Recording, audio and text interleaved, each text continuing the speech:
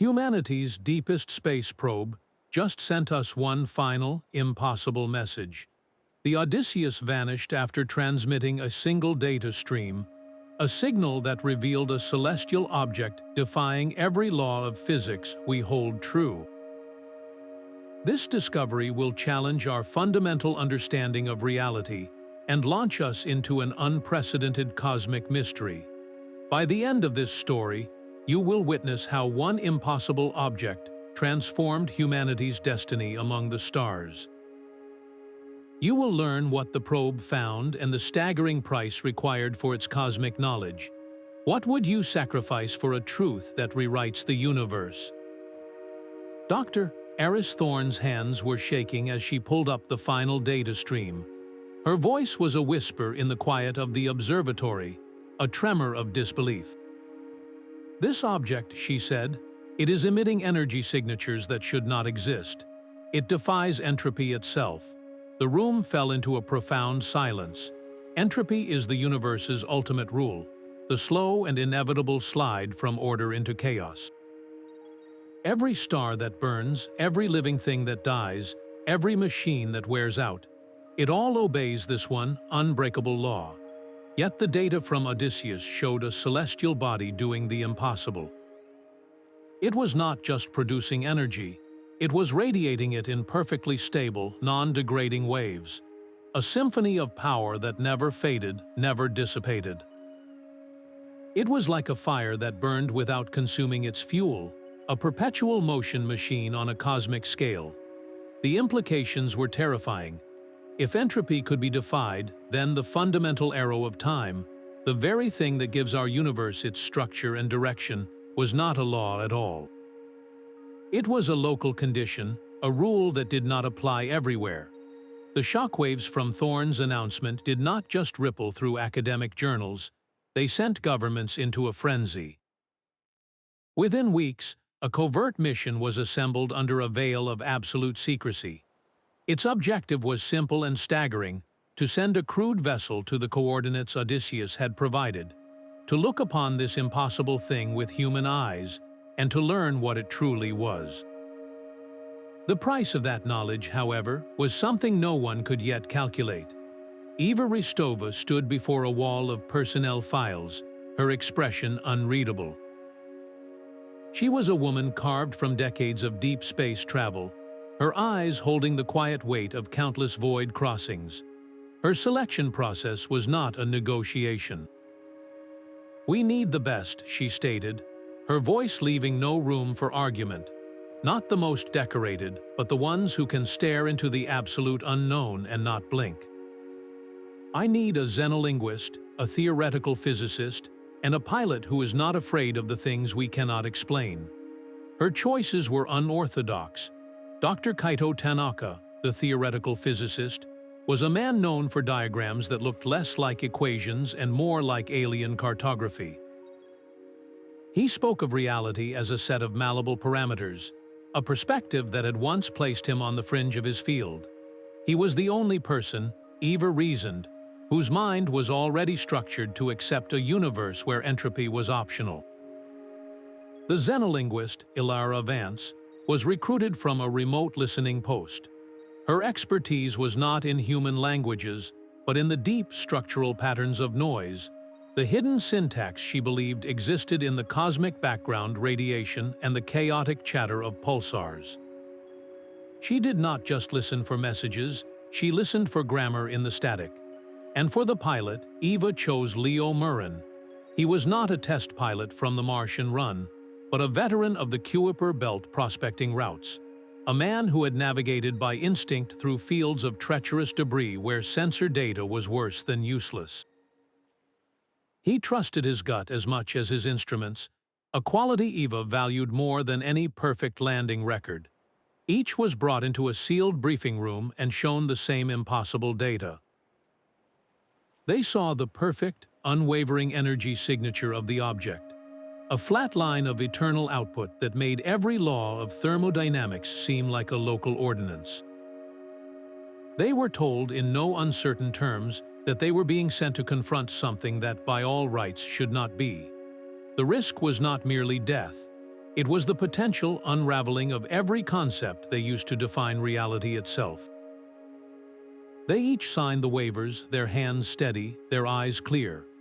They understood the price of ignorance was now far greater than the cost of discovery.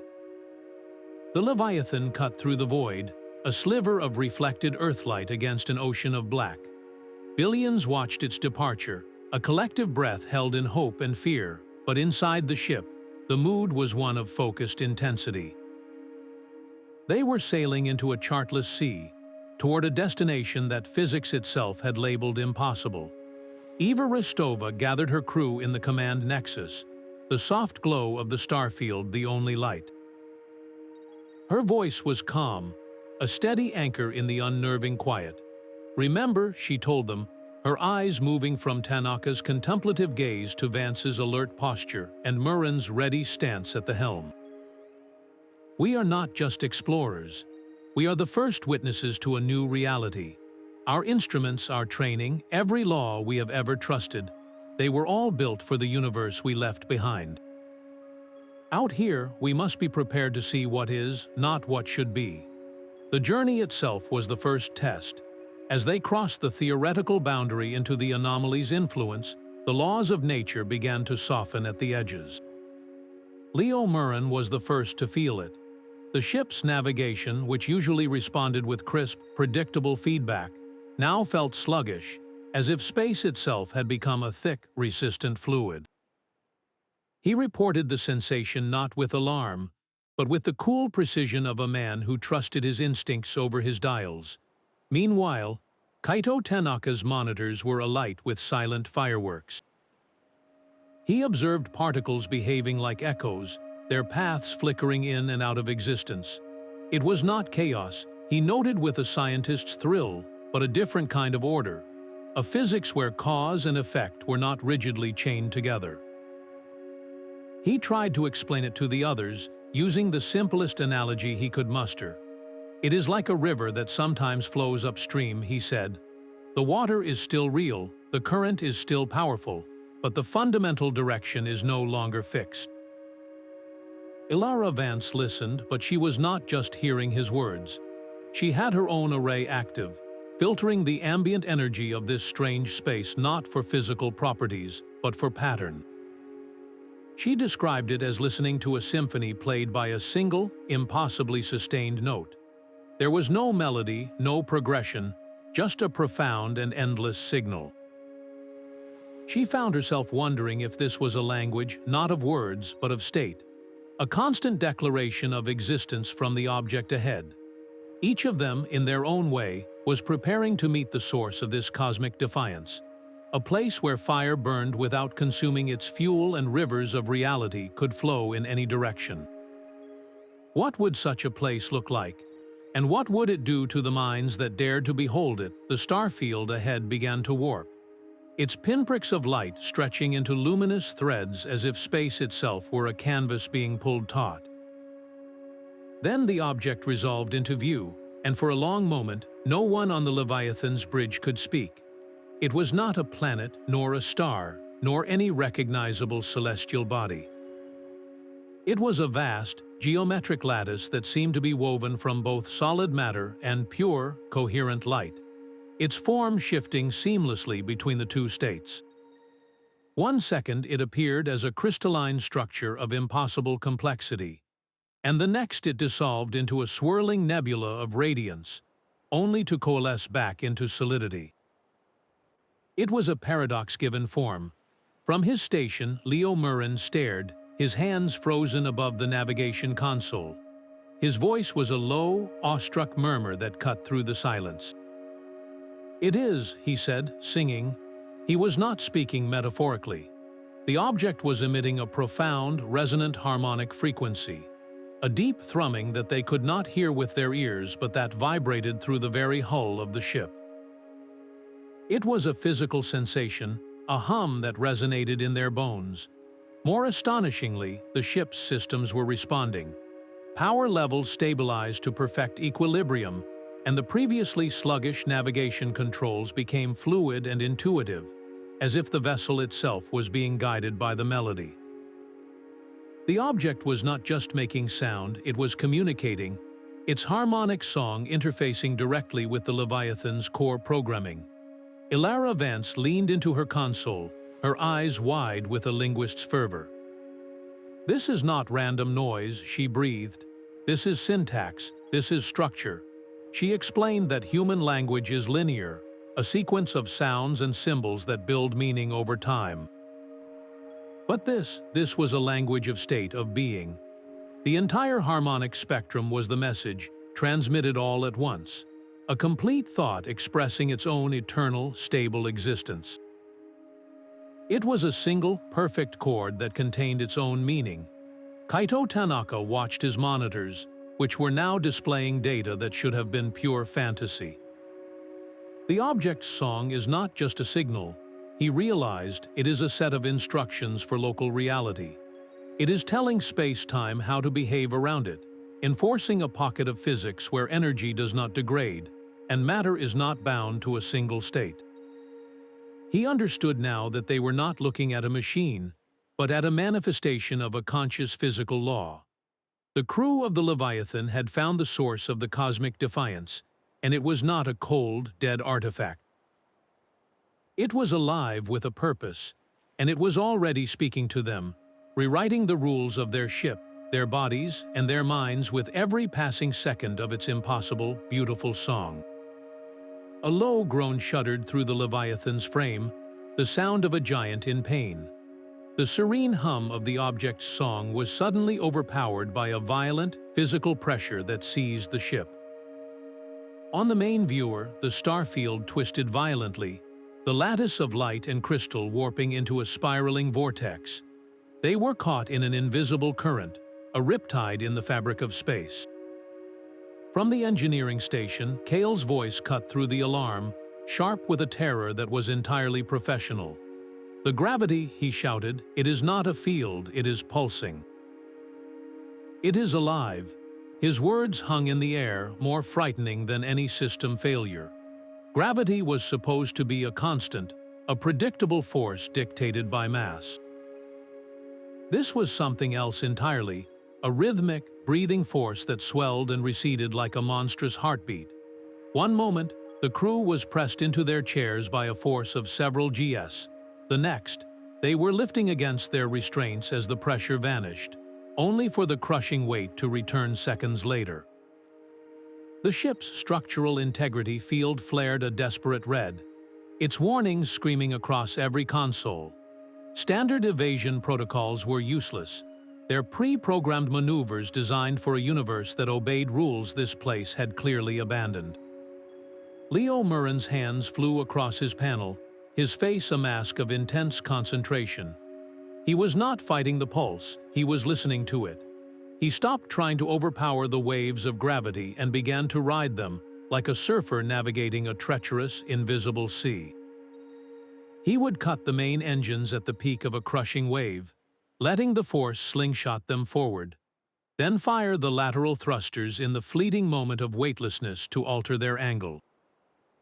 It was a brutal, intuitive dance, a conversation with a hostile intelligence. Each pulse felt like a question, and each of Leo's maneuvers was a risky, improvised answer. The Leviathan's hull creaked in protest, but it held. They were not being randomly assaulted, Eva realized, her knuckles white as she gripped her command chair. They were being tested. The object was not trying to destroy them outright. It was probing their vessel, their technology, and the pilot at the helm, measuring their worthiness to approach its impossible core. The price of a single miscalculation was not just a crash, but an instantaneous compression into a microscopic speck of dust. They were dancing on the edge of a singularity that had a will of its own, and the music had just turned deadly. Ilara Vance's fingers moved in a frantic, delicate dance across her console, her entire being focused on the chaotic stream of data. The ship groaned around her, its structure protesting the gravitational pulses, but she seemed to hear only the signal. Her breath caught. "It is not random," she whispered, her voice cutting through the tension with the clarity of a struck bell. "It is a language, a kind of mathematical poetry. She explained that while Leo was physically riding the pulses, she was parsing their underlying code. The violent surges and lulls were not just force, they were punctuation. Each crushing wave of gravity was an emphatic statement. Each moment of weightlessness a delicate conjunction, weaving a complex sentence written in the fabric of space-time itself. Buried within this brutal, physical syntax was a repeating sequence, a precise pattern of pulses that stood out from the chaotic background like a beacon. It was a short, elegant loop of pressure and release, a rhythmic signature that felt intentional, designed. She isolated it, filtering out the violent noise until only this pure, repeating cadence remained. She played it through the command nexus, a deep, resonant thrum-thrum, pause, thrum-thrum, pause. The effect was immediate and unsettling. The ship's own groaning seemed to quiet, as if listening. This sequence, she said, her eyes wide with a mixture of awe and dread, is an identifier. It is either an invitation to proceed, a key to a lock we have not yet seen, or it is a warning label on a door we absolutely should not open. The object was not merely testing them, it was communicating a specific, critical instruction. The terrifying dance with gravity was not the challenge, it was the question. This repeating pattern was the answer, and their survival now depended on choosing the right door. The repeating pulse was a key, and Eva used it.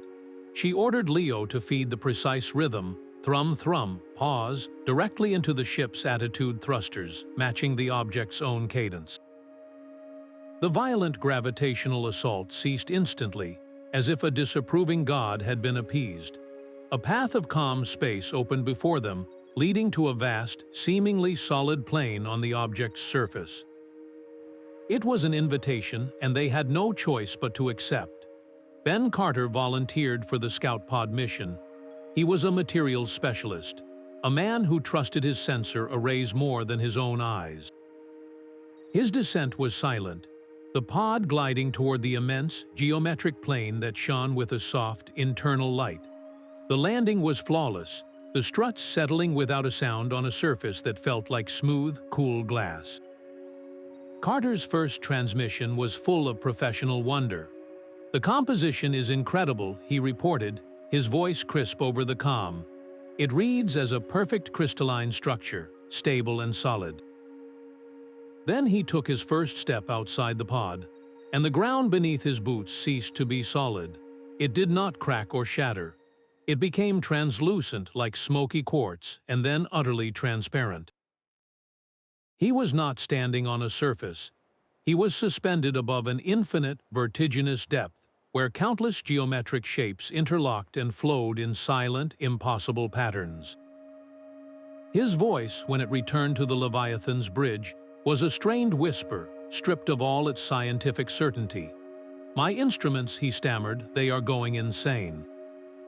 They read multiple dimensions overlapping here. I am not standing in one place. We are walking through layers of reality." He held up a hand, and the crew watching from orbit could see the horrifying proof. His arm seemed to occupy several spaces at once, its image flickering between two slightly different positions, as if he were both here and a foot to the left. He was a living photograph with multiple exposures, a man existing in several overlapping frames of reality simultaneously. It was not an illusion. The scout pod's own hull began to phase in and out of visibility, its solid metal becoming a ghost of itself against the shimmering depths below. Carter was not on a surface. He was inside the object's true architecture, a multi-dimensional matrix where the very concept of here and there had lost all meaning. The solid ground was the real illusion, a courtesy extended to three-dimensional minds that were not equipped to perceive the terrifying, beautiful complexity of the place they had entered. The world dissolved into a cascade of shimmering echoes. One moment, Ben Carter was a flickering image of himself, and the next, the space around him was filled with phantoms. A ghostly Leviathan descended toward the surface, its hull pristine and new, a perfect reflection of their own ship's arrival. Then, just as quickly, it was replaced by a vision of the same ship tumbling away, a burnt and broken husk venting atmosphere into the void. These were not mere recordings. They carried the weight of reality, the chilling sense of events that had already happened or might yet come to pass. Eva Ristova watched the main viewer, her face a mask of stark realization. Her voice, when it came, was low and carried the gravity of a final verdict. "It is not showing us a location," she told her crew. "It is showing us timelines. Every decision we have made since entering this space, every possible choice we could make from this moment forward, is being reflected back at us. This object is not just a place in space. It is a moment in time, and we are standing inside of it." The experience was no longer confined to Carter's scout pod. The effect bled through the comms, a psychic resonance that flooded the Leviathan's bridge. Kaito Tanaka flinched as he saw a phantom version of himself, older and grim, working at a console that was scarred by battle. Ilara Vance watched mesmerized, as a dozen different versions of her own hands manipulated her panel, each following a different linguistic thread. For her, it was like seeing every possible translation of a single, vital word simultaneously. The object was a mirror for causality itself. It made the abstract concept of choice terrifyingly concrete. You could see the path where you hesitated, and the path where you acted with courage, and the path where a single misstep led to total annihilation. It presented not one future, but a shimmering fan of possibilities, all existing at once in this single, timeless moment. This was the true nature of the Defiance. The object did not just break the law of entropy. It treated the flow of time as a mere suggestion. Past, present, and future were not a river flowing in one direction, but a vast, interconnected ocean where every wave touched every other. The crew was not merely exploring an anomaly. They were navigating the very architecture of destiny, and every breath they took was writing a new chapter in a story that was still being told. The cascade of possible futures folded in on itself, the ghostly images of triumph and despair collapsing into a single, brilliant point of light. It hovered in the space between the Leviathan and the scout pod, a pinprick of pure radiance that began to pulse with a slow, deliberate rhythm. Then it unfolded. Strands of light wove themselves into an intricate, three-dimensional tapestry, a structure so complex it made their ship's computers seem like child's toys. The light resolved, softened, and took on texture, shadow, and familiar form. Ilara Vance let out a soft, startled breath. "It is my face," she whispered. The intelligence had sculpted light into a perfect, serene replica of her own features, a mask of cosmic energy wearing a human smile, but the eyes were wrong. They held the depth of the void and the calm of a billion years, a placid, ancient awareness looking out from behind a familiar facade. "It is adapting to us," Ilara said, her voice filled with a linguist's awe. "It is learning our form of expression, building a bridge from its state of being to our linear thought. It is using me to talk to you." The face of light did not move its lips, but a voice resonated within their minds, a calm, genderless tone that carried the weight of galaxies. "Why have you come?" it asked. The question was simple, yet it felt like a physical force pressing against their consciousness. It was not a challenge nor a greeting. It was a genuine, profound inquiry, the first question of a being to whom their entire journey, their very existence, was a novel and curious event. Eva Ristova found herself answering aloud, her commander's composure a thin shield over her own awe. "We came because we saw your signal," she said. "We saw that you defy the laws that govern our reality. We came to learn." The face of light remained impassive, its ancient eyes seeming to look through her, into the Leviathan's databanks, into the sum of human knowledge, and into the private fears of every soul on board. "The laws you speak of are not broken here," the voice replied, its tone patient, like a teacher addressing a child who has misunderstood a fundamental principle. "They are merely optional. You have built your understanding of existence on a single, fragile branch of a vast and infinite tree. You have come seeking a new law when you should be learning to let go of the very concept. The entity was not a rebel. It was a librarian, and it had just invited them to read from a different section of the cosmic archive. The intelligence's words hung in the air, a challenge to their very perception of the universe. The path of calm space that had brought them here now shimmered and dissolved, not into a void, but into a new kind of landscape. Before them, a forest of crystalline trees rose from the luminous ground, their trunks and branches shifting in a constant, silent dance. One moment a tree was a solid pillar of diamond-like clarity. The next it fractured into 1,000 shimmering possibilities, each branch existing in a slightly different place before snapping back into a single, unified form. It was a grove of living quantum mechanics, a place where reality had not yet made up its mind. Ben Carter's voice came over the comm, hushed and filled with a new kind of understanding. It is not just showing us timelines, he reported. It is creating them. Each decision we make, every thought we have, it causes a new branch of reality to form right here. I can see them splitting from the trunks like new growth. He was right. As Eva contemplated moving left, a new, ghostly path shimmered into existence between the trees to her left. When Leo thought of a retreat, a faint, translucent image of the Leviathan lifting away flickered in the upper canopy. The environment was not a static place to be explored. It was a dynamic, responsive entity, weaving the tapestry of reality directly from the threads of their consciousness. Navigation became a terrifying exercise in mental discipline. To move forward, they had to focus their intent with absolute clarity, visualizing a single, unwavering path. A moment of doubt or a stray fear would cause the solid ground beneath their feet to ripple, the crystalline trees around them multiplying into a bewildering maze of what-ifs and maybes. It was a psychological gauntlet. The forest mirrored their innermost thoughts, making their anxieties and hopes into tangible, physical obstacles. If one of them secretly believed a path was a dead end, the trees would solidify into an impenetrable wall. If they collectively held a unified goal, the way forward would clear, the branches parting like a curtain. They were no longer just a crew exploring an alien structure. They were participants in a cosmic experiment, learning that the most difficult terrain to cross was not made of rock or energy, but the unpredictable and often contradictory landscape of the human mind.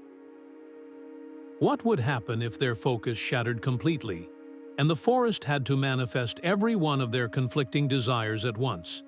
Jack's hands trembled as he lowered his data pad. His eyes were distant, seeing something far beyond the shifting crystal trees. I just remembered, he began, his voice tight with confusion, teaching a child to sail on a lake I have never seen. The water was green, the sail was patched, and her name was Liana. The memory was vivid, warm, and entirely alien to him. Then another surfaced, cold and sharp. I was a geologist on a Martian outpost, watching a dust storm erase the horizon. I felt the grit in my throat. He looked at Eva, his face pale with a kind of awe and horror. These are not my memories, Commander. It is showing me who I could have been, who I might still become. The object was not just reflecting their possible futures. It was actively exchanging the substance of their pasts. It was learning what it meant to be human by flooding their minds with the lived experiences of other versions of themselves, other lives woven from the infinite branches of possibility. For Ilara, it was a torrent of languages she had never learned, flowing through her mind with the ease of her native tongue. She could suddenly feel the guttural syntax of a long-dead civilization and hear the melodic, wind-chime speech of a species not yet evolved. For Kaito, it was the visceral sensation of scientific breakthroughs he had never made, the gut-level certainty of physical laws that operated on entirely different principles. He knew, with absolute conviction, how to build an engine that folded space, a knowledge that felt as real to him as his own name. Yet it belonged to a self in a timeline where humanity had taken a different technological path. The entity was a cosmic librarian, yes, but it was also a scholar conducting the most intimate research imaginable. It was downloading the human condition, not as data, but as lived sensation. The joy of a first kiss, the grief of a lost parent, the mundane worry over a debt, the transcendent thrill of discovery. It was learning through direct, empathic experience, using their minds as its living archive. And with every memory it absorbed, the forest around them grew more solid, more coherent, as if the entity was stabilizing itself by integrating their collective humanity. The crew was paying for their proximity to this intelligence with the very fabric of their identities, each gaining a universe of experience at the cost of ever being sure of who they truly were. What happens to a person when they become a library for a god? And can you ever get your own story back once you have lent it out? The forest of shifting timelines dissolved, not into darkness, but into a profound and terrifying clarity. The crew found themselves standing in a chamber of pure white light, a space that seemed to have no walls, no floor, and no ceiling.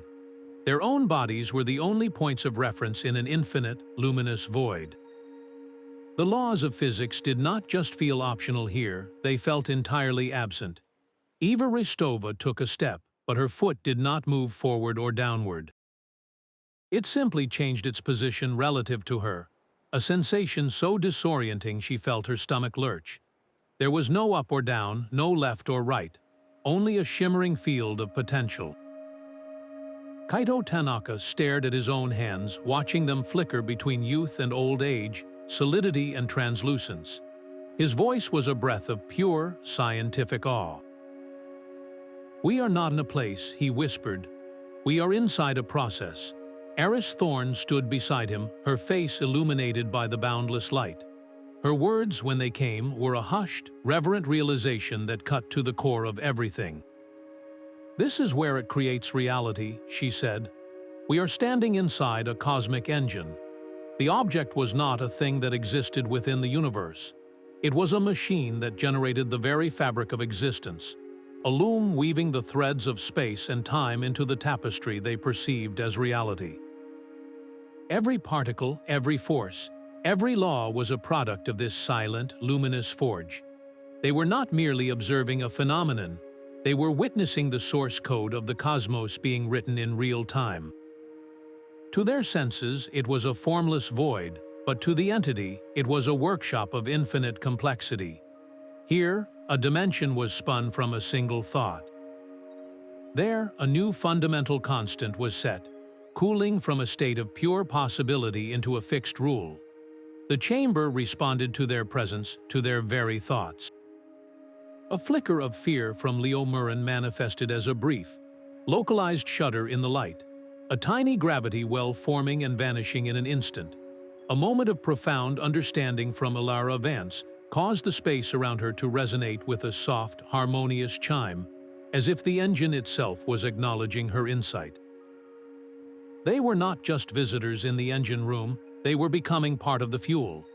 Their consciousness, their memories, their very human capacity for choice and emotion were being fed into the process, adding new, unpredictable variables to the endless calculation of what is and what could be. The price of this knowledge was the terrifying understanding that they were not separate from the machine. They were components within it, and the reality they would return to, if they could return at all, would be one that they had personally helped to shape. The luminous void seemed to hold its breath, the endless light condensing into a single, focused point of awareness.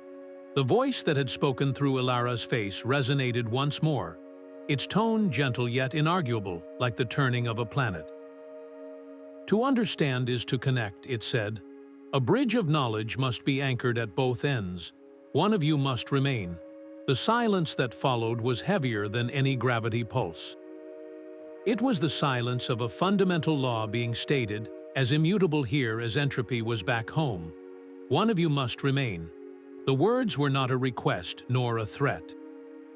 They were a simple statement of cosmic transaction.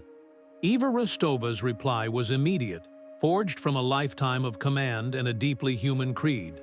Her voice cut through the stillness, sharp and definitive. No, we do not leave people behind. That is not how we operate. A wave of profound patience emanated from the intelligence, a feeling that was less heard and more felt directly in their souls. It was the patience of a mountain regarding a mayfly. Your understanding of leaving is a limitation of your linear existence, the voice replied. The one who stays does not cease to be. They become the anchor. They become the lens through which your species will forever perceive a larger universe. The knowledge you seek is not a file to be downloaded. It is a state of being, and it requires a permanent connection to sustain. To accept this truth is to accept its cost. The object was not asking for a life in exchange for secrets. It was offering a permanent, living embassy between humanity's limited reality and the infinite possibilities beyond. The sacrifice was not death, but a transformation so profound that the person who stayed would never again be just a person.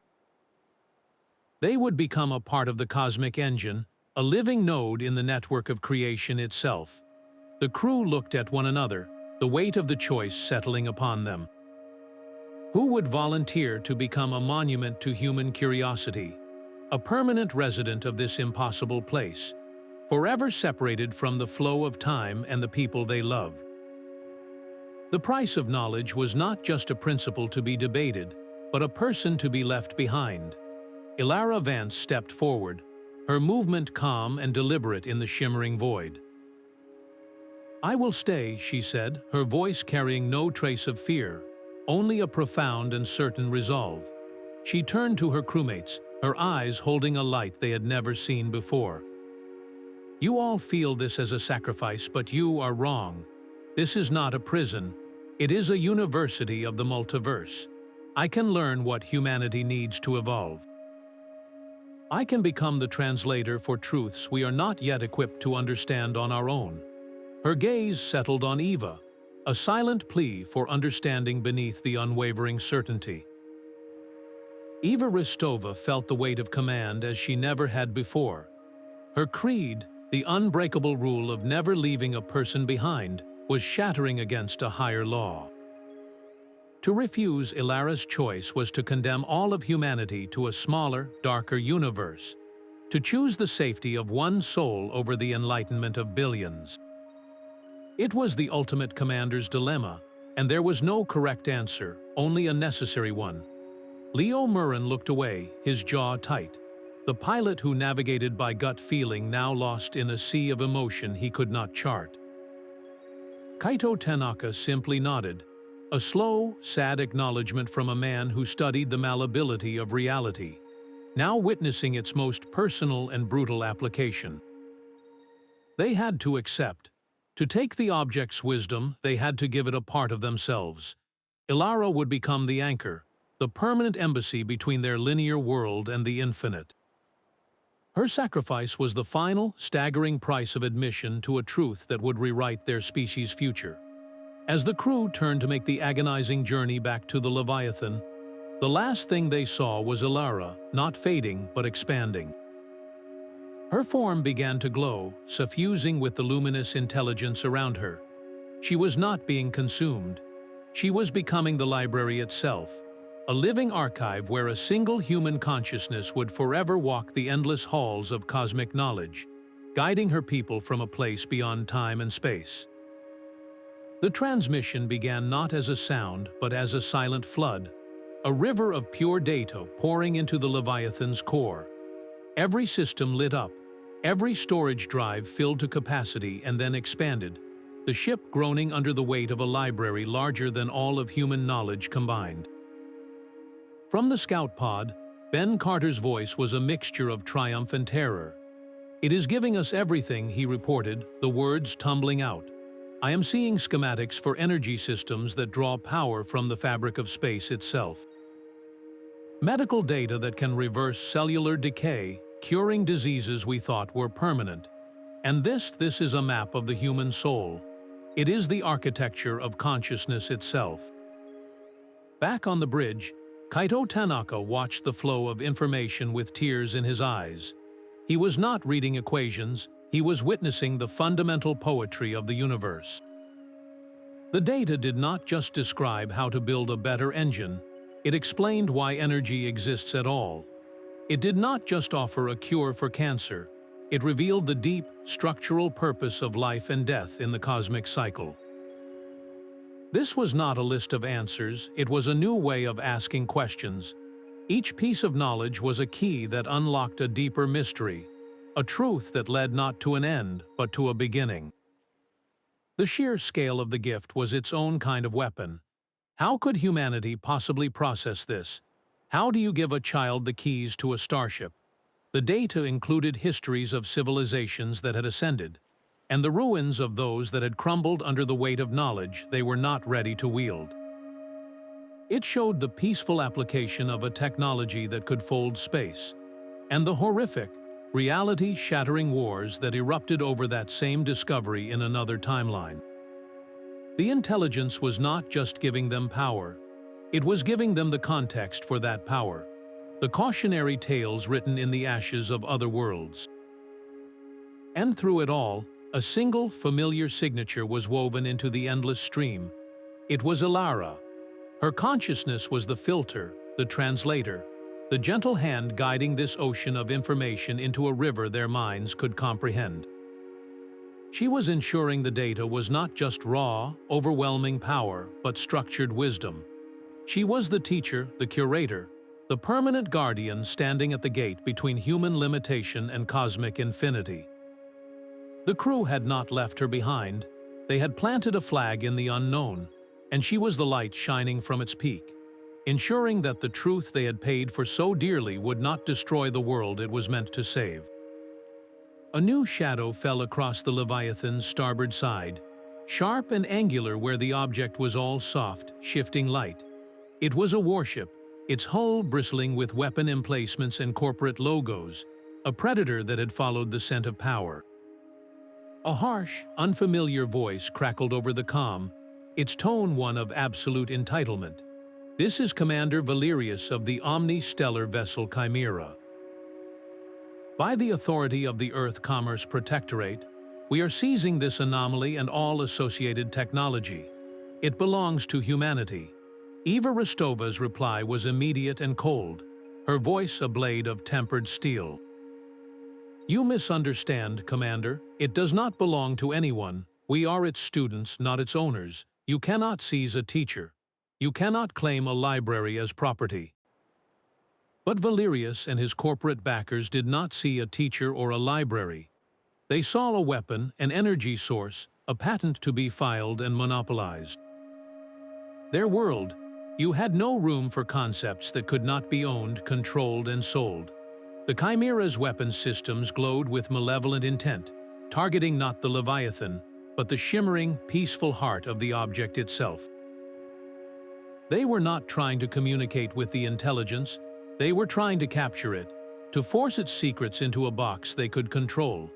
It was the most profound misunderstanding possible, a declaration of war against a concept.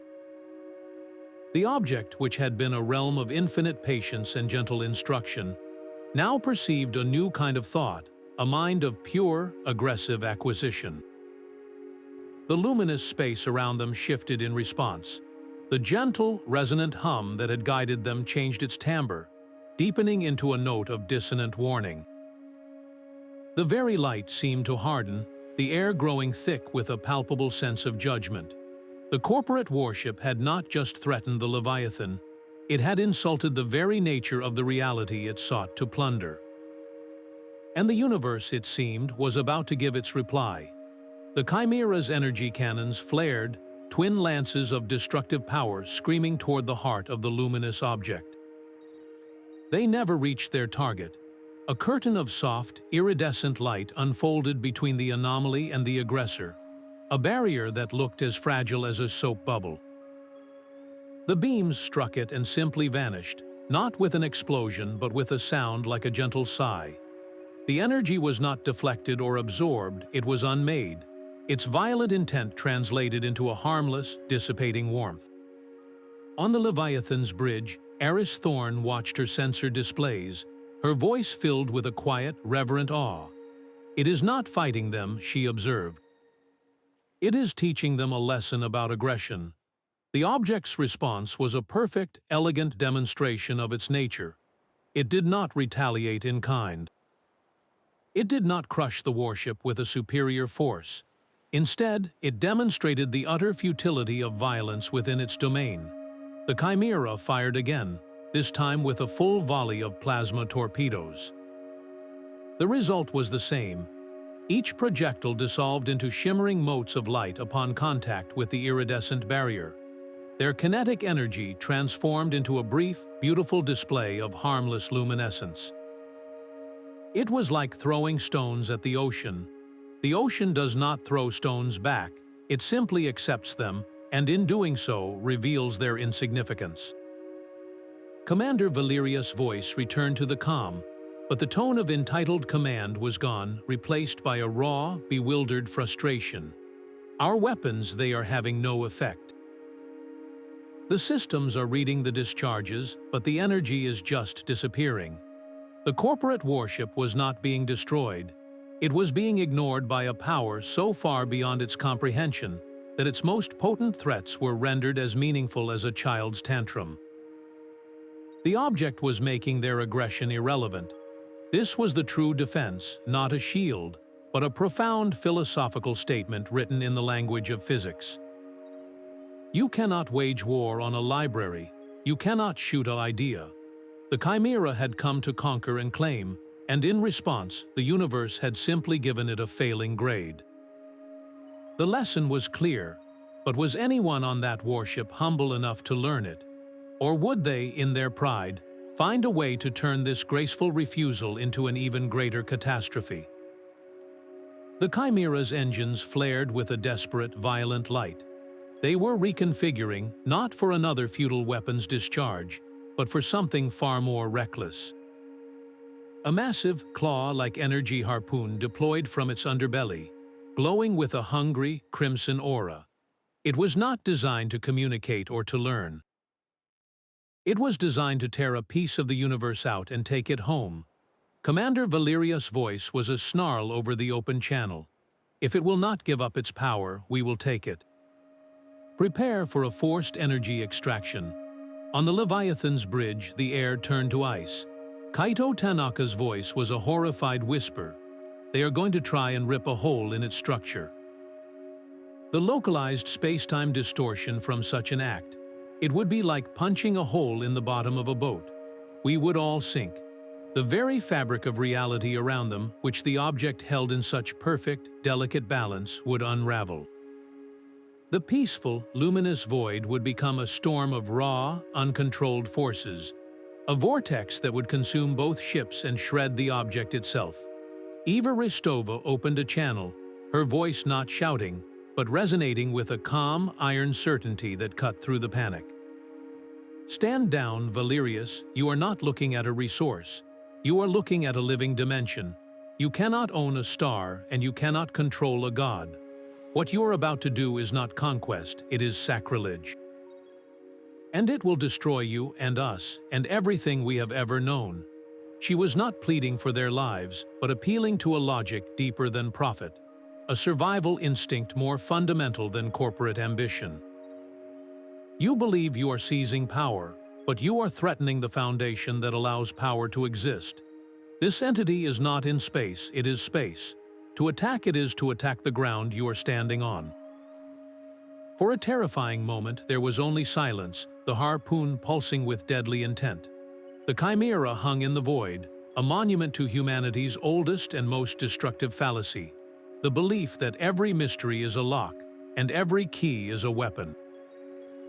Would they finally see the precipice, or would their greed drag them, and all of humanity's future, over the edge? The harpoon's crimson glow flickered and died. Not from a system failure, but from a gentle, overwhelming pressure that simply asked it to cease. The Chimera hung motionless, its aggressive posture rendered absurd. Then the voice returned, but this time it was not a single tone. It was a chorus, a symphony of countless whispers speaking through Ilara's familiar resonance, layered with the echoes of other lives, other worlds. "Your method of taking is a childhood ailment," the chorus whispered, a statement devoid of malice, filled only with a profound, sorrowful patience. "You seek to own the song by breaking the instrument." The light around the Leviathan and the Chimera began to shift, not in defense, but in revelation. The infinite white chamber dissolved, and they were shown a new vision. They saw the object not as a machine or a place, but as a single, luminous node in a vast, galactic network. They saw countless other seeds, each one a unique expression of the same fundamental consciousness, scattered across the cosmos like dandelion spores on a stellar wind. Their purpose was not to rule or to be conquered, but to germinate, to find fertile ground in the minds of emerging intelligence and to foster growth, to guide life toward a maturity where it could finally perceive the connected whole. Ilara's voice, clear and distinct, rose from the chorus, a beacon of human warmth in the cosmic choir. "We are not alone," she said, her words echoing through both ships. "We are family. This is not an invasion, it is an inheritance. We have been waiting for you to grow up, to look up from the mud of your conflicts and see the garden you were always a part of." The object was a seed, and humanity was the soil it was meant to nourish. The warship's attempt at theft was not a crime, but a tantrum, the final, clumsy thrashing of a species on the cusp of its next great awakening. The knowledge flooding their systems was not a prize to be won, but a birthright being offered. The first lesson from a family they never knew they had. The vision of the galactic network unfolded like a living tapestry inside their minds. They saw other seeds, not as identical copies, but as unique expressions of the same fundamental consciousness, each one tailored to the life it nurtured. One appeared as a vast, singing ocean on a world of aquatic intelligences, its waves carrying mathematical truths in their ebb and flow. Another was a perpetual storm in the atmosphere of a gas giant, its lightning flashes encoding chemical secrets for the floating, jellyfish-like beings that drifted through its clouds. Each anomaly was a teacher, a custom-built university for a species taking its first steps into a wider cosmos. Ben Carter watched, his earlier confusion replaced by a dawning, profound understanding. His voice was soft with revelation. "This is not a singular miracle," he whispered. "This is the mechanism. This is how life advances across the galaxy, not through competition, but through these teachers." The seeds did not impose a single path or a unified culture. They provided the tools for understanding, the keys to unlock a species' own unique potential. They offered the principles of stable energy, the architecture of consciousness, the maps of multidimensional space, and then stepped back, allowing each civilization to build with these tools in its own way. The vision made humanity's recent history of war and scarcity seem like a childish phase, a necessary but messy prelude to this moment of invitation. The object was not an exception to the universe, it was an essential part of its educational system. The intelligence had not chosen humanity because they were special, but because they were ready, or nearly so. They had reached a point where their own curiosity had outpaced their destructive instincts, where the question of what else is out there had become more important than the question of what they could own. The crew of the Leviathan realized they were not discovering a secret. They were being enrolled. The vision of the galactic classroom faded, leaving behind a profound and unsettling silence. The object's focus shifted, its luminous awareness turning inward, toward the collective memory of the species now standing at its threshold. It presented not starships or energy formulas, but a mirror, and in it, humanity saw its own face, scarred by its oldest, most persistent failures. Vivid, haunting images flowed through the Leviathan's data stream. They saw the smoldering ruins of cities consumed by resource wars, the silent, plastic-choked expanses of a dying ocean, and the stark, unforgiving divide between gilded orbital habitats and overcrowded, starving earthbound megacities. These were not predictions or possible futures. They were extrapolations, the logical, terminal conclusions of paths humanity was already walking. The intelligence was not judging, it was diagnosing. It identified the diseases of the human condition, territorial aggression, short-sighted consumption, hierarchical greed with the dispassionate clarity of a physician reviewing a chart. And for each disease, it offered a cure. It provided the blueprint for a post-scarcity energy grid that could power the world without cost or pollution. It detailed agricultural systems that could restore the biosphere to a state of vibrant abundance. It laid out social and economic models based on synergistic collaboration rather than zero-sum competition. The solutions were all there, elegant and complete. Eva Rostova stared at the data, her commander's heart feeling the weight of this impossible prescription. Her voice was low, carrying the gravity of the revelation to her crew and to the silent, listening chimera. "It is giving us the tools," she said, "but we have to do the work." The object was offering a ladder out of a pit we had spent millennia digging for ourselves, but it could not force our hands to climb. The greatest challenge was not technological, it was psychological. The cure for war was not a better shield, but the dismantling of the very idea of an enemy.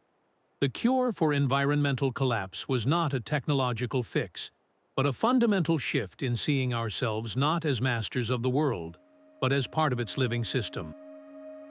The intelligence was handing humanity the keys to its own maturity, and the terrifying question echoed through the bridge.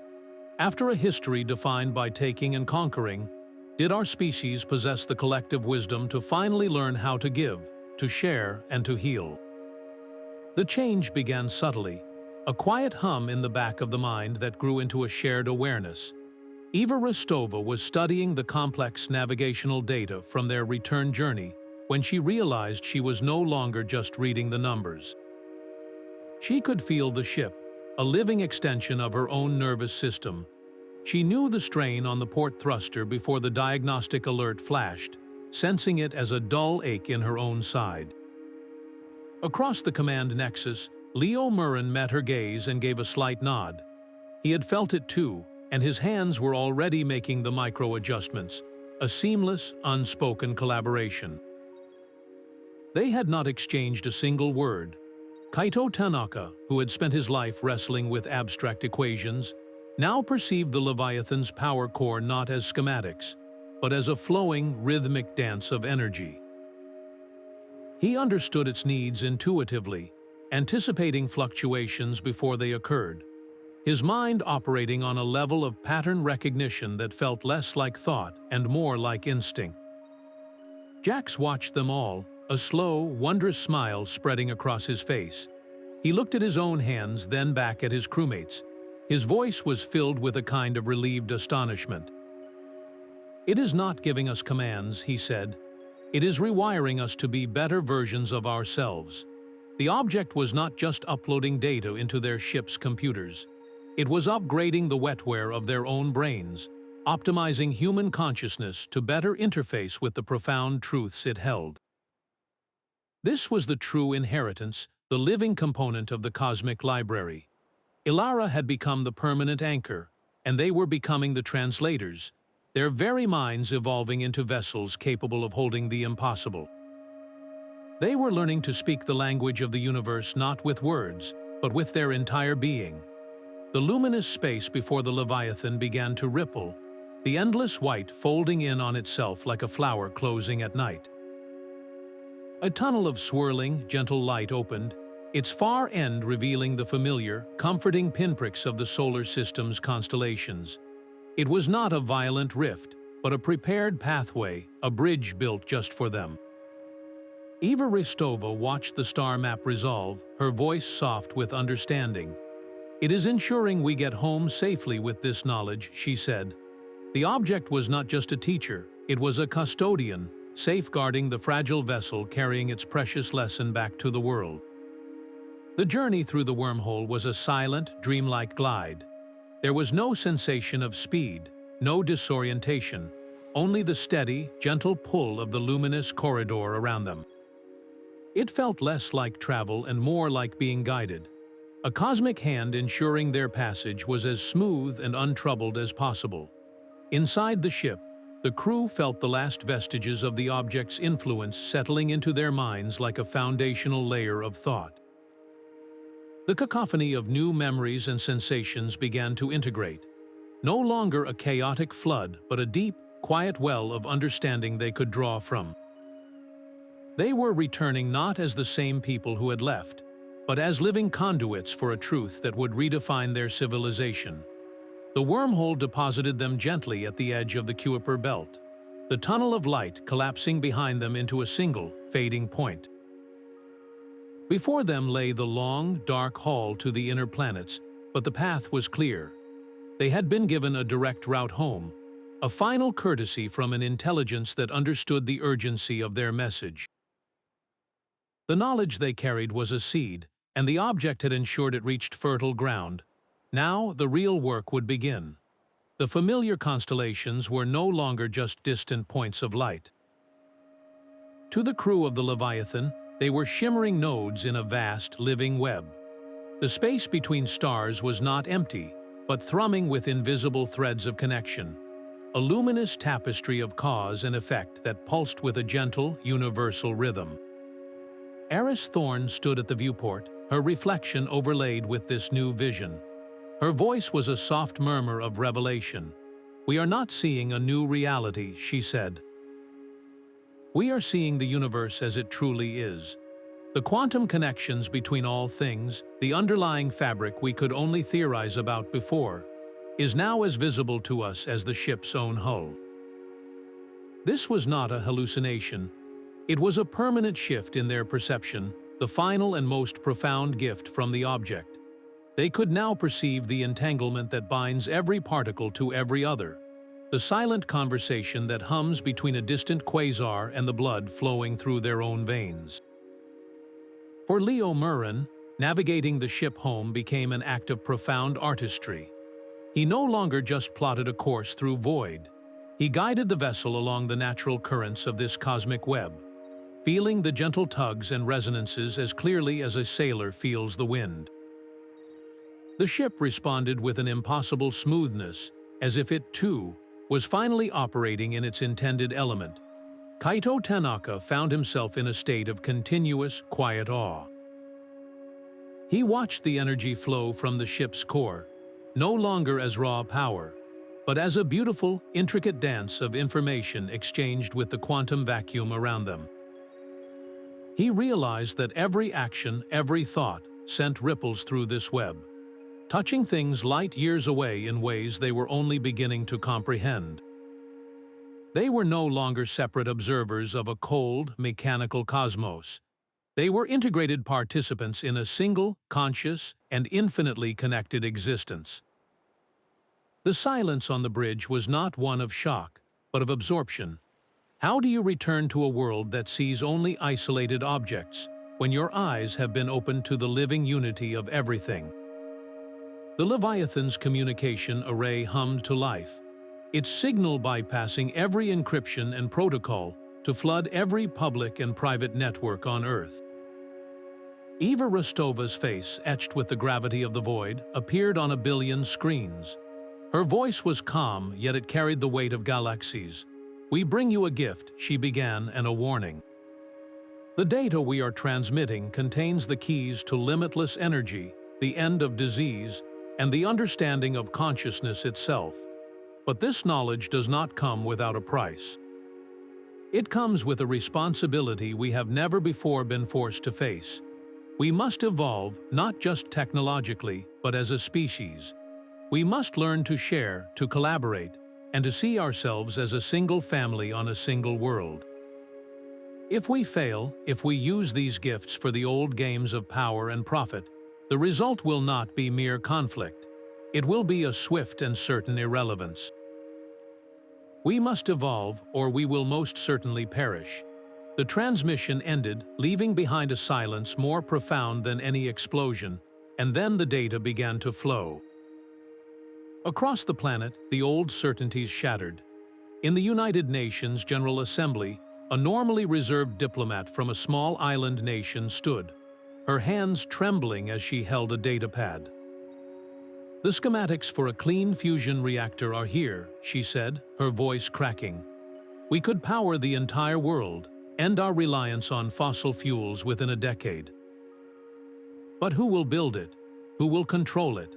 In a secure boardroom, executives from the very corporations that had launched the Chimera stared at the same information. One of them, a man whose fortune was built on energy scarcity, slammed his fist on the table.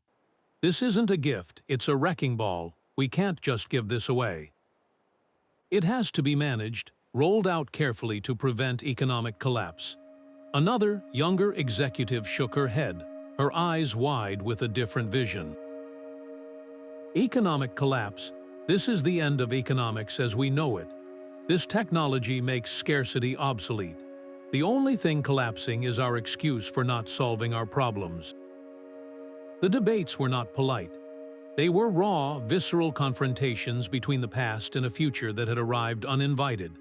Military strategists saw the potential for undetectable ships and unimaginable weapons, and their instinct was to classify, to weaponize, to secure an advantage. Ethicists and philosophers, suddenly handed proof of a connected universe, argued that such a path would be a spiritual suicide, a betrayal of the very lesson the object had sacrificed so much to teach. The world was being offered a ladder out of its own darkness, but the first, most difficult step was letting go of the familiar walls of the pit. Could a species raised on competition learn the delicate art of cooperation before its old habits tore the ladder apart? The resistance ignited with the speed of a virus. Senator Aris Thorne, a man whose political career was built on a platform of human sovereignty and tradition, stood before a global news feed, his face a mask of rigid defiance. "We will not be remade by some alien intelligence," he declared, his voice echoing in millions of homes. "This is not a gift. It is a Trojan horse designed to dismantle everything that makes us human. Our struggles, our history, our very free will, these are not bugs to be patched out by a cosmic software update. They are the source of our strength." His words found fertile ground in a populace terrified of change. They painted the Leviathan's crew not as heroes, but as unwitting agents of a silent invasion, their minds corrupted by an entity that sought to homogenize the galaxy. The debate was no longer about energy or medicine, but about the soul of the species. Could humanity accept a future of peace and abundance if the price was admitting its past was a catalog of errors? Eva Ristova found herself navigating a new kind of battlefield, one of press conferences and carefully edited video clips. Opponents seized on the memory exchange the crew had experienced, framing it as a violation, a psychic assault that had stripped them of their authentic selves. "They are no longer fully human," one pundit argued. "They are hybrids speaking for an outside force that wishes to erase our unique identity." The crew's newfound unity and intuitive understanding were twisted into evidence of a collective hive mind, a loss of the cherished, if often flawed, human individual. Defending the truth required more than just presenting data. It meant reframing the entire concept of progress. Kaito Tanaka, in a rare public appearance, tried to explain. "It is not about erasing who we are," he said, his calm demeanor a stark contrast to the fiery rhetoric. "It is about being given the tools to become who we have always had the potential to be." A child given a textbook is not erased, they are empowered. The object does not want to delete humanity. It wants to help us finish the sentence we started writing 1,000,000 years ago. But how do you convince people to trust a teacher they cannot see, when their own leaders are warning them it is the ultimate con artist? The crew's most dangerous enemy was no longer the void, but the very human fear of becoming something new. The debate raging across Earth's networks reached a fever pitch, a storm of words and fear threatening to drown the signal of hope. Then Ben Carter stepped onto a stage at the Geneva Energy Summit, a simple, unassuming crate at his side. He did not argue. He did not plead. He simply opened the crate and began to assemble a device of crystalline filaments and polished metal, a design that looked less like an engine and more like a piece of abstract art. "This is not a reactor," he told the silent, skeptical audience. "It is a tap. It draws power from the quantum foam, the seething sea of potential that exists in the emptiness between atoms." He connected the final filament, and a soft, unwavering light bloomed from the device's core. It did not roar, it did not vibrate, it simply was, a steady, eternal glow. For 24 hours, the device powered the entire summit complex, from the main stage lights to the climate control, without a single fuel rod, solar panel, or drop of oil. Skeptics ran their own diagnostics, their own meters searching for a trick, a hidden battery, a connection to the grid. They found nothing. The energy was simply there, drawn from the fabric of space itself, clean, silent, and limitless. The silence of the skeptics was louder than any protest. The revolution did not need a vote. It simply plugged itself in. Cities that had been choked by smog for generations saw their skies begin to clear within weeks as the first large-scale taps came online. The constant background hum of fossil fuel power plants faded into a memory, replaced by a profound and productive quiet. The global energy grid, once a web of fragile connections and geopolitical leverage, transformed into a decentralized, resilient network. A village in a remote valley could now have the same power as a metropolitan hub, not as a charitable handout, but as a simple fact of existence. The object had not given them a new kind of fuel. It had given them a new relationship with the universe itself, one where scarcity was an illusion they had finally learned to see through. The shift was not just in our machines, but in our minds. People began waking up with a strange and profound new clarity, an intuitive understanding of the people around them that felt less like thought and more like a shared heartbeat. A shopkeeper in Cairo might suddenly know a customer was grieving and offer a silent, comforting smile. A bus driver in Tokyo could sense the collective anxiety of his passengers and choose a calmer route, his decision rippling out to ease dozens of days. It was not telepathy, but a deep, resonant empathy, the object's gentle rewriting of human consciousness becoming as tangible as the air we breathed. The data confirmed what everyone was feeling. A major news network broke the story with a simple, staggering headline scrolling across screens worldwide. "Crime rates are plummeting as compassion becomes our new normal." Violent crimes, petty theft, and domestic disputes were dropping at rates that defied all sociological models. It was not that people were being controlled. It was that the illusion of separation, the us and them that fueled so much conflict, was dissolving. A would-be thief, looking at his intended victim, no longer saw a target, but a person with a life as complex and precious as his own, and the impulse to harm simply withered away. Arguments that would have escalated into shouting matches now found resolution in a moment of shared understanding, a mutual recognition of the fear or pain lying beneath the anger. The object's knowledge was not just a set of instructions, it was a living current of connection, and humanity was finally learning to swim in its waters. The silence that followed the object's final words was not empty, but full. Humanity had been handed the keys to its own maturity, and the weight of that responsibility settled deep into the collective soul. The message, delivered through the serene, filtered consciousness of Ilara, was not a congratulations but a commissioning. "You are now guardians of this knowledge," the voice had stated, its tone carrying the gravity of a galactic oath. "Protect it, share it, and prepare for the next test." The words echoed across a world grappling with its own sudden evolution. This was not the end of the journey, but the very first day of class. The object was not a destination, but a single classroom in an unimaginably vast university, and humanity had just passed its entrance exam. The nature of the first test became painfully clear in retrospect. It was not about surviving the journey or understanding the physics. The real examination was how we would handle the gift itself. Would we hoard it, weaponize it, and turn it into just another tool for the old games of power? Or would we learn to share, to collaborate, to become stewards of a truth larger than any one nation or corporation? Our collective decision to embrace the post-scarcity principles, to allow the new energy taps and medical data to flow freely, was our answer.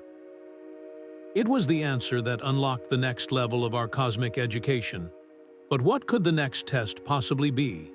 The question hangs in the air, a quiet hum of anticipation beneath the newfound peace of our world. If the first challenge was about overcoming our inner demons of greed and conflict, what lies ahead on this larger syllabus? Perhaps the next examination will not be an internal one, but an external one.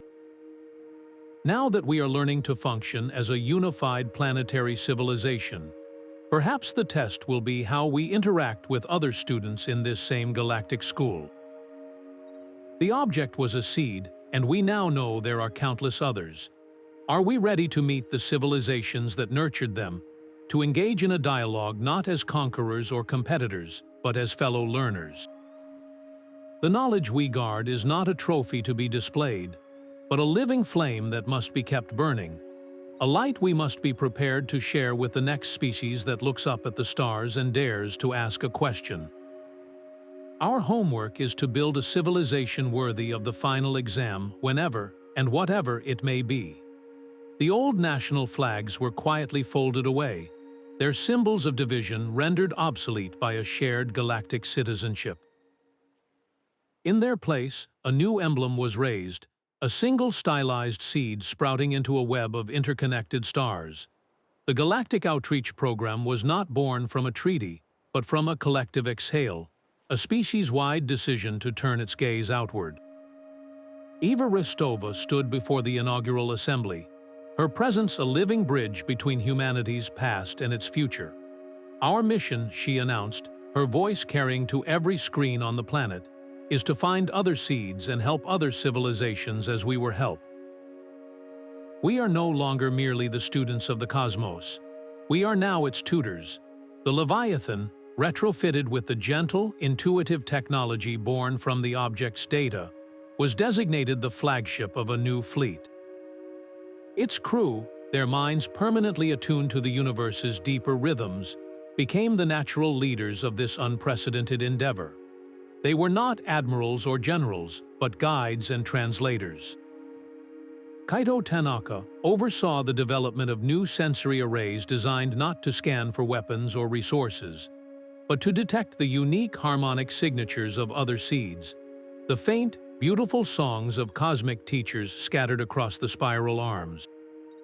Leo Murren began training a new generation of pilots, teaching them to feel the gravitational currents and quantum tides, to navigate not with brute force, but with a graceful symbiosis with space itself. The mission's primary directive was profound in its simplicity and its difficulty. They were to seek out emerging intelligences on the cusp of their own great discoveries, to find the civilizations struggling in their own versions of humanity's dark age of conflict and scarcity. And then, they were to help without interfering, to guide without controlling. They were to be the gentle hand that the object had been for them, offering the ladder out of the pit without forcing anyone to climb. It was a responsibility that demanded a wisdom humanity was only just beginning to cultivate. How do you teach a species racked by war the principles of peace without becoming just another side in the conflict? How do you offer the cure for a planetary fever without robbing that world of the pride of healing itself? The first destination was already plotted. A faint, rhythmic pulse of light from a star system over 100 light-years away. A signal that echoed the same structured syntax their own seed had once broadcast. The work of a cosmic guardian had begun, and the final grade for humanity would be written in the success of those they dared to uplift. The signal from the Gleza system was not a warning or a challenge, but a question, structured in a harmonic language the object had taught them to understand. It was a complex mathematical greeting, an elegant proof of a shared experience. We too have met the teachers, the message stated, its meaning flowing directly into the minds of the Leviathan's crew with a warmth that felt like a handshake for the soul. Welcome to the community of civilizations. For a moment, there was only a profound, shared silence on the bridge. A silence filled with the weight of 1,000,000 years of loneliness finally coming to an end. They were not meeting strangers, they were finding long-lost relatives, all raised in the same cosmic school. The first contact protocol, built entirely from the object's principles, activated not with shields or weapons, but with a resonant reply.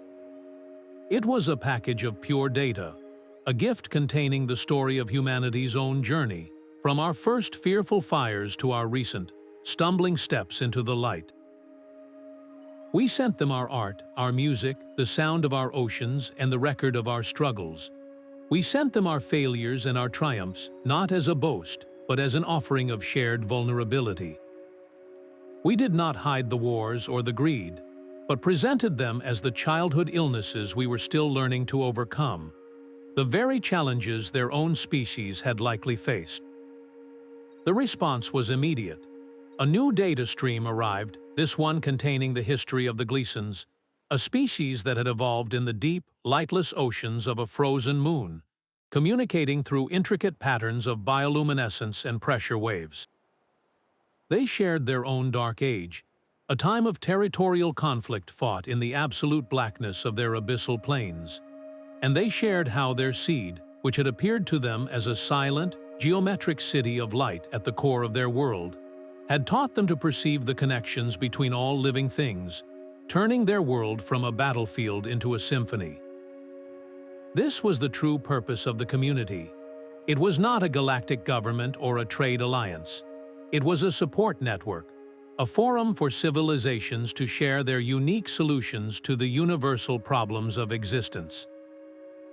The Glezans, for instance, had mastered a form of collective biological engineering, a way of subtly guiding their own evolution in harmony with their world. They offered these techniques freely, not as a prescription, but as another tool for humanity's toolkit. In return, our understanding of macro-scale engineering, born from our need to conquer a harsh planetary surface, provided them with new ways to stabilize the volatile geology of their icy home. The first contact was not a singular event, but the opening of a door. The Leviathan's mission had shifted from mere discovery to active participation in a conversation that had been going on for eons. Humanity was no longer just a student and not yet a master.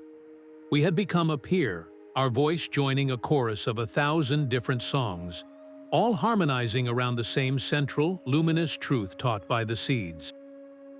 The silent question now was not if we were alone, but how many more voices were waiting to join the choir. The principles of the object, once a beautiful mystery, became the foundation for our greatest engineering feat. Humanity did not just build new ships, we built new roads, stitching the fabric of space itself into a permanent network of quantum bridges. These were not the violent, unstable rifts of old science fiction, but elegant, sustained wormholes, their shimmering event horizons held open by the same resonant harmonics that powered the object's eternal song. The first bridge, a magnificent ring of woven light and crystalline filament, was anchored in orbit around Pluto, its destination a star system over 500 light-years away. The journey that once would have taken millennia was now a single, deliberate step. Jax, the former materials specialist who had first walked the object's impossible surface, was chosen to pilot the inaugural vessel. His hands, which had once trembled before the unknown, now moved with a calm certainty as he guided the ship toward the luminous gateway. The transition was not a violent lurch, but a gentle, seamless glide from one point in the cosmos to another. One moment, the viewport showed the familiar, icy orb of Pluto against a star dusted black. The next, it framed a brilliant binary star system, its twin suns casting long, dramatic shadows across a system of swirling gas giants and rocky, promising worlds. A hush fell over mission control back on Earth. a billion people holding a collective breath. Then Jack's voice crackled over the calm, clear and filled with a quiet, profound triumph. The universe just got a lot smaller. His simple declaration echoed across the suddenly tiny expanse of human civilization. The vast, terrifying distances that had isolated us for our entire history were no longer a barrier, but a convenience. A family on Earth could now wave goodbye to relatives departing for a colony in another star system, confident they could visit again next weekend. The concept of a frontier evaporated, replaced by a connected, accessible neighborhood of worlds. This was the final, tangible proof that the object's gift was not theoretical. It was a practical, working tool for building a truly interstellar society, shrinking the cosmos not through conquest, but through understanding. This new council chamber was not built of steel or stone, but of woven light and living wood, a space that physically embodied the unity it was designed to foster. The Ethical Council convened for the first time, a gathering unlike any other in history. Seated around a central, flowing pool of liquid light were humans like Eva Ristova and Aris Thorne, alongside the bioluminescent Gleza delegates, whose forms pulsed with soft, thoughtful colors, and representatives from other civilizations who communicated through complex scent markers or harmonic vibrations. The air itself was a symphony of translation, a field generated by the object's principles that rendered every thought and intention into a shared, visceral understanding. Thorne looked at the assembled faces, so different and yet now so connected, and her voice carried the weight of 1,000 years of human error. Power must be balanced with wisdom, she stated, her words echoing in every mind present, or we will simply repeat our old mistakes on a galactic scale. The technologies we now wield can reshape star systems, manipulate genetics, and rewrite the very laws of physics in localized spaces. Without a shared ethical compass, such power becomes a universe-ending weapon. The first test of their wisdom came swiftly. A human colony on a newly terraformed world, eager to accelerate the process, proposed using a planetary-scale harmonic resonator to induce a stable climate in mere months. The Gleza delegation responded not with a veto, but with a shared memory, a sensory impression of their own world's slow, painful recovery from a similar forced evolution. They showed how rushing a world's natural rhythms had shattered its delicate, subsurface ecosystems, leading to centuries of loss. The debate was not a conflict, but a deep, empathetic exploration of consequences. Instead of a simple yes or no, the Council proposed a compromise, a gentler resonance that would work with the planet's own geological cycles, guiding rather than commanding. It would take longer, but it would preserve the unique, emergent life that was just beginning to stir in the world's oceans. This was the Council's true purpose, not to govern by decree, but to curate by consensus, to ensure that every leap in capability was matched by a corresponding depth of compassion. Every species brought its own unique perspective on ethics, forged in the crucible of its own evolution. The Council's greatest strength was this diversity of wisdom, a collective intelligence ensuring that the awesome power of the seeds would be used to nurture, never to dominate.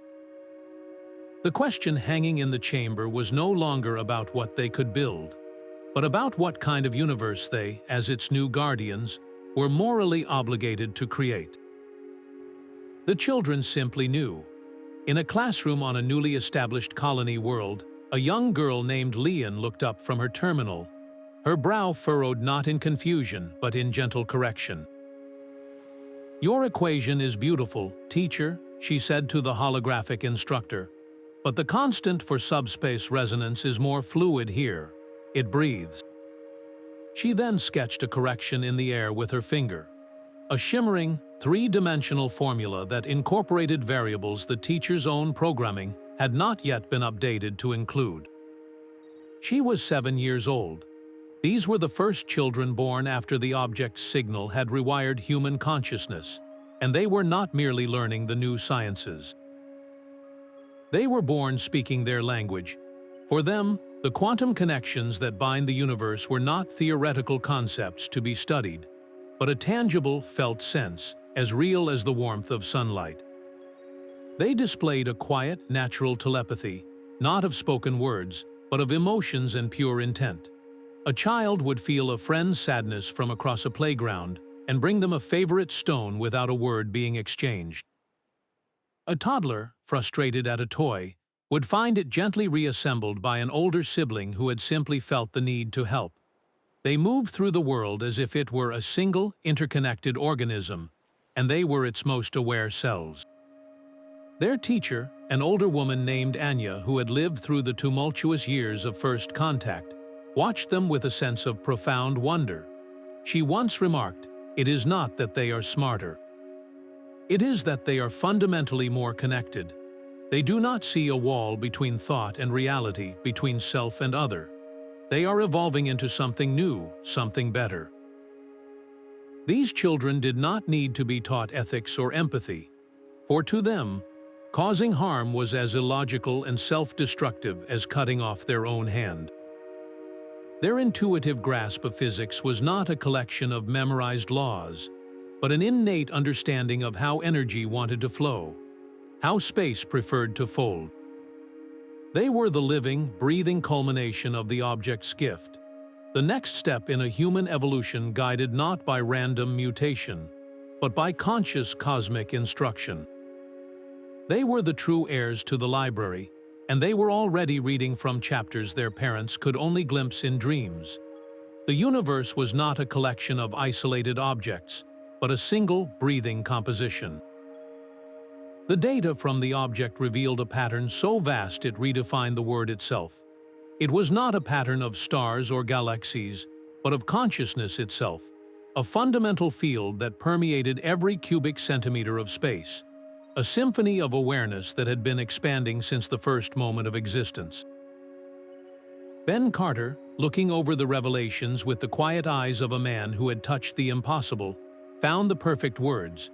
"We are not just observers of the cosmos," he said, his voice filled with a profound and simple certainty. "We are notes in a song that has been playing since the beginning of time."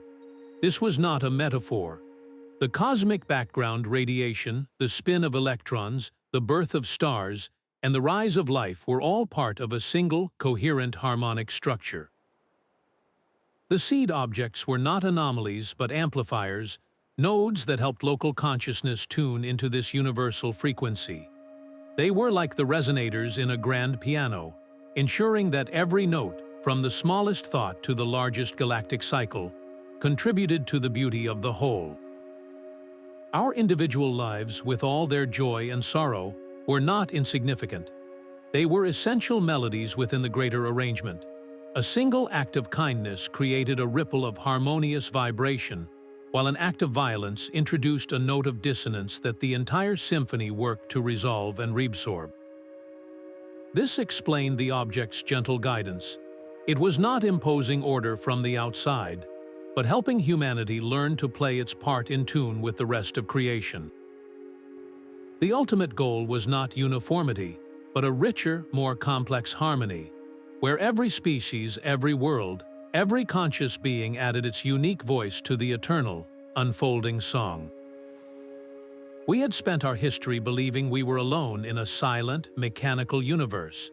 Now we knew the truth.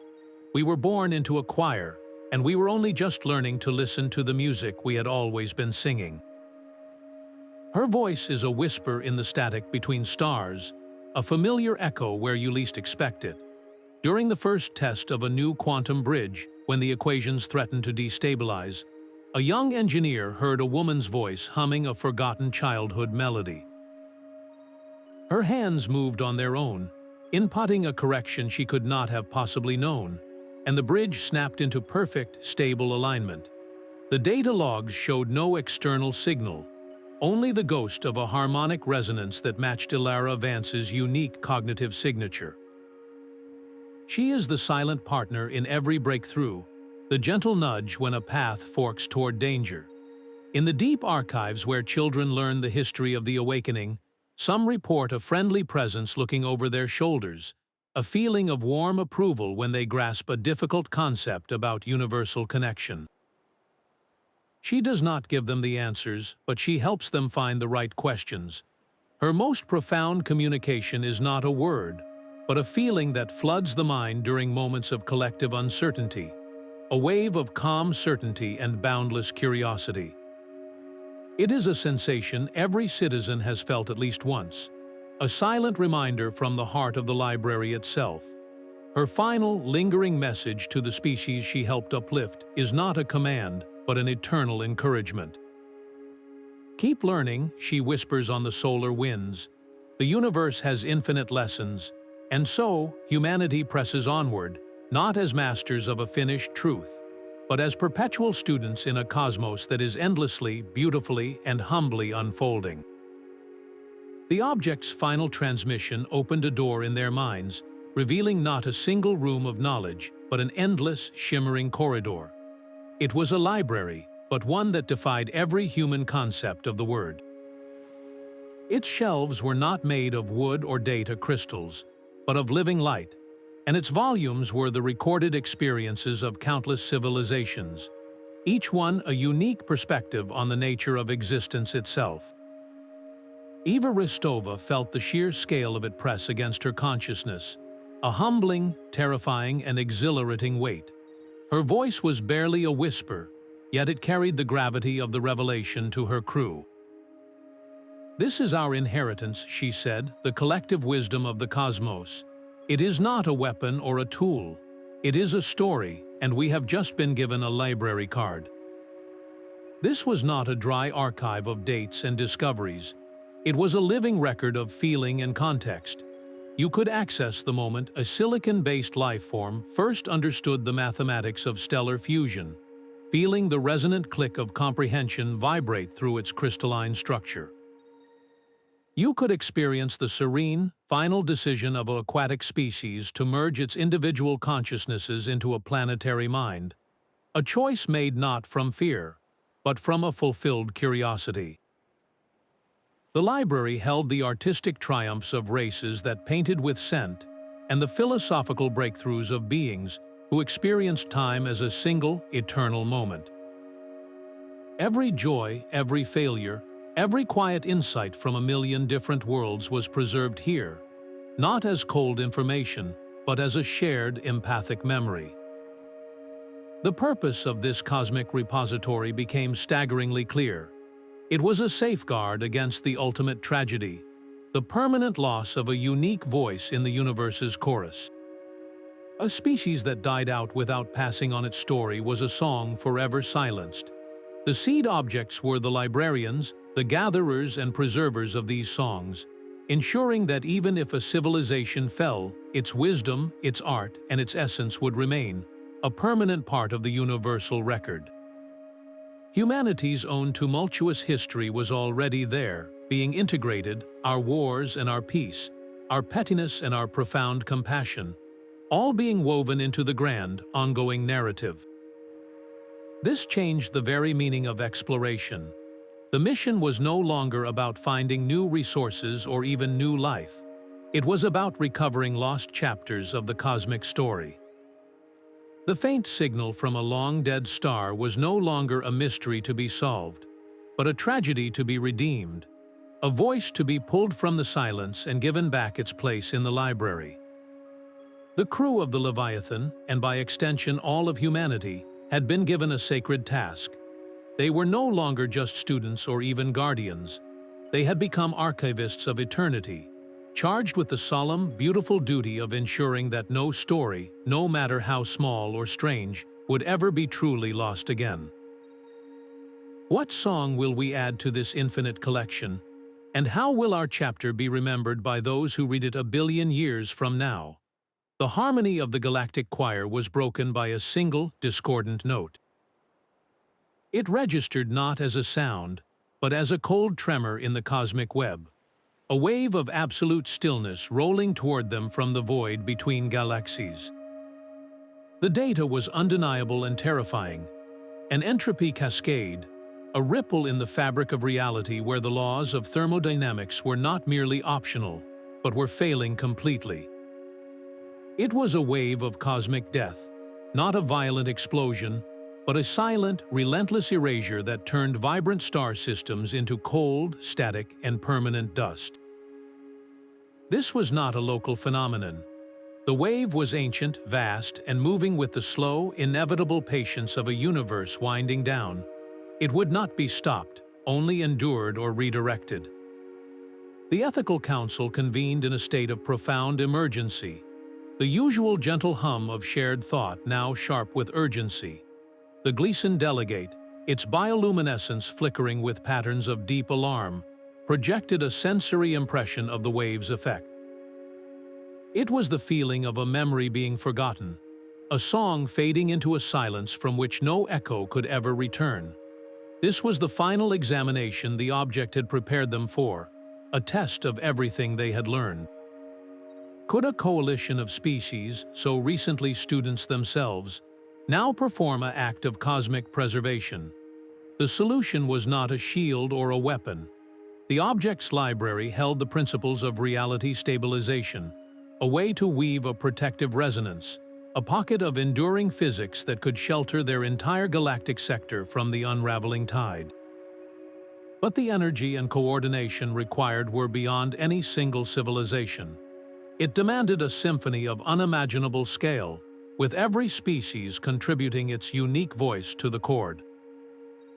Humanity offered its mastery of macro-scale engineering, the ability to construct the resonant anchors that would form the framework of the shelter.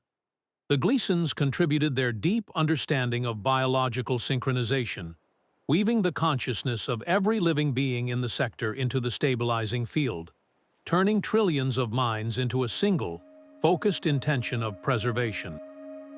Other species added their own harmonies, from the mineral-based mathematics of the crystalline Thren to the gravitational lullabies of the gas giant dwellers.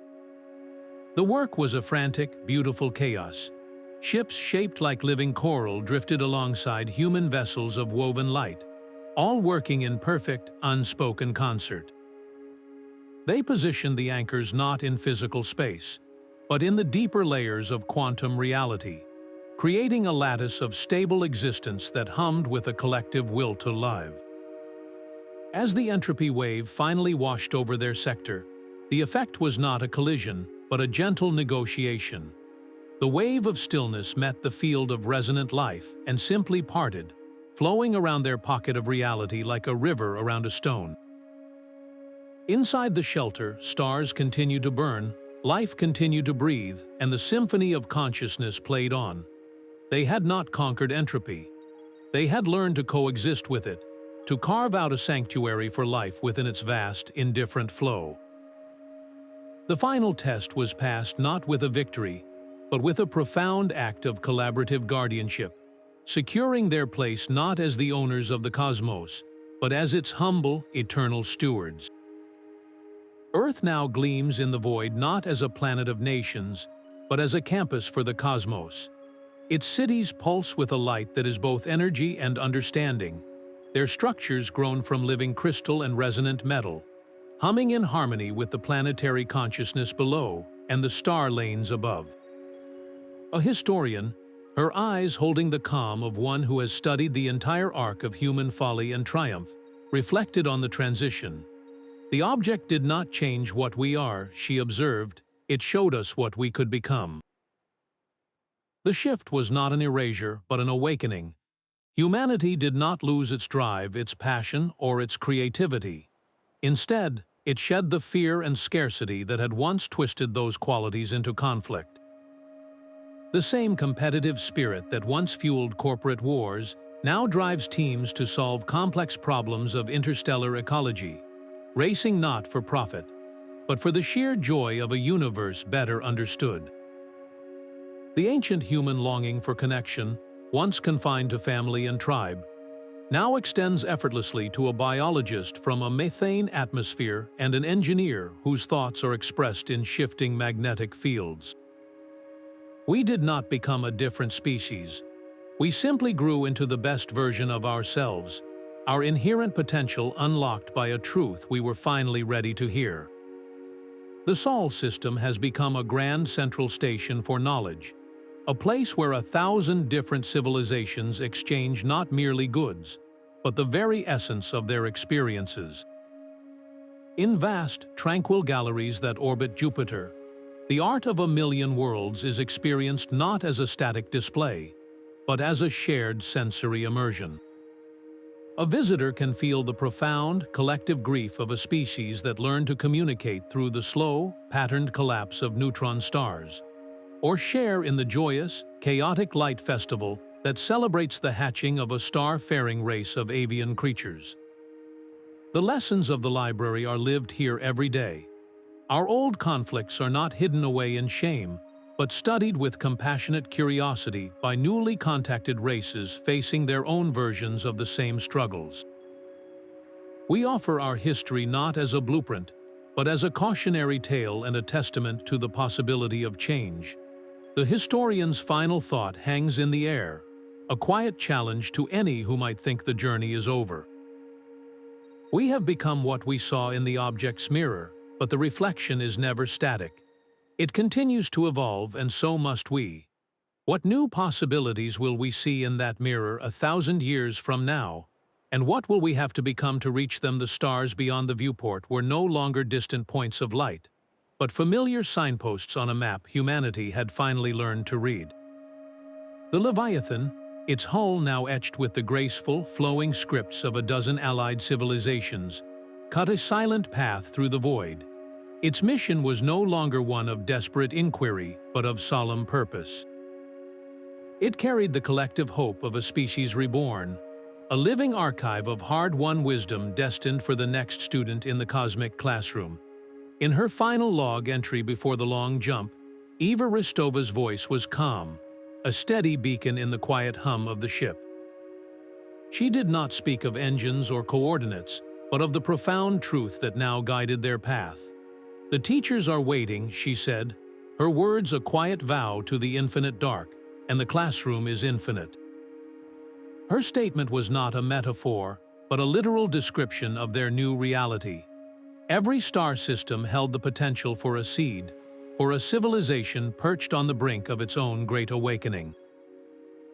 The Leviathan was no longer a lone explorer, but a courier of empathy, carrying the shared knowledge of the galactic community to those still trapped in the echo chamber of their own solitude. Its destination this time was a faint, rhythmic pulse from a star cluster known as the Seraph Nebula, a signal that mirrored the structured syntax of their own first contact. But the mission parameters had evolved. They were not to arrive as saviors or conquerors, but as peers who had once sat in the very same seat. Their goal was to offer context, to share the stories of other species who had faced the same trials of scarcity and conflict, and to demonstrate that the ladder out did exist. The most vital tool they carried was not a piece of technology, but a simple, powerful truth: that the universe was not a cold, empty arena for competition, but a supportive, interconnected network of life eager to welcome new members. The success of this mission would not be measured in territorial claims or extracted resources, but in the quiet moment when another species looked up from its own darkness and saw, for the first time, the outstretched hands of a family it never knew it had. The object's defiance of physics was never its final secret, only its opening argument. Its ultimate gift was not a new law to replace the old ones, but the revelation that the cosmos itself is a living, learning thing, and we are its thoughts made manifest. The transformation was not merely technological, but spiritual. We did not just acquire new tools, we inherited a new purpose, stepping from the lonely isolation of a single world into the vibrant community of a universe teeming with family. The courage it took to face the unknown, the sacrifice that anchored our understanding, these were the prices of admission to a reality far grander than we had ever conceived. Our old fears of emptiness and silence were replaced by the profound comfort of connection, a symphony of shared existence where every consciousness, no matter how strange, adds its unique voice to the chorus. In the quiet moments between the stars, her final words resonate not as a farewell, but as an eternal promise. The journey has just begun.